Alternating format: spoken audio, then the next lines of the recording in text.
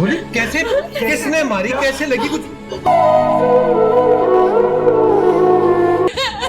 चलिए चलो बिल्कुल।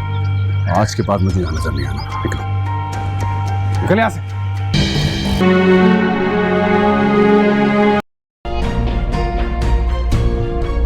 ड्रामे के आने वाले एपिसोड में आप देखेंगे अनिला खुद को बहुत होशियार समझती है कि आखिरकार मैंने मरियम को सप्तेन की जिंदगी से निकाल दिया, लेकिन सप्तेन किसी भी सूरत मरियम को तलाक नहीं देगा जब तक उसके सामने सच्चाई ना आ जाए कि ये जो कुछ भी हुआ है ये आखिरकार किसने करवाया है और अचानक से मेरे घर में सब कुछ क्यों बर्बाद होने लगा है। मैं कभी भी मरियम के साथ इस तरह नाराज नहीं हुआ और ना ही मेरी कभी मरियम के साथ इस हद तक लड़ाई हुई है कि बात यहाँ तक कि हम दोनों के तलाक तक जा पहुंची है। लेकिन सप्तेन के पता नहीं समझ में क्यों नहीं आता कब वो अपनी आंखें खोलेगा और कब उसे अपनी आपे के ड्रामे नजर आएंगे। घर में इतनी सिचुएशन खराब चल रही है लेकिन अनिला अभी भी बिल्कुल नॉर्मल है। वो ऐसे फील करवाती है जैसे कुछ हुआ ही नहीं है, लेकिन जिस तरह यहाँ पर अनिला बिल्कुल नॉर्मल है और सभी लोग काफी परेशान हैं, जिस तरह अनिला ने सप्तेन को और सजीला और मरियम और बाकी लोगों को परेशान कर रखा है, बहुत जल्द उन सबकी जिंदगी में सुकून आने वाला है क्योंकि उन सबकी परेशानी अनिला के ऊपर गिरने वाली है। और ये सब कुछ देखना मरियम बेसब्री के साथ इंतजार कर रही है कि कब अनिला की असलियत सप्तेन के सामने आएगी कि उन्होंने ही हम सबकी जिंदगियां बर्बाद की हैं। और आज अनिला को ये लगता है कि सप्तेन आसानी के साथ मरियम को तलाक दे देगा और फिर मैं सप्तेन की शादी नौशीन के साथ करवा दूंगी।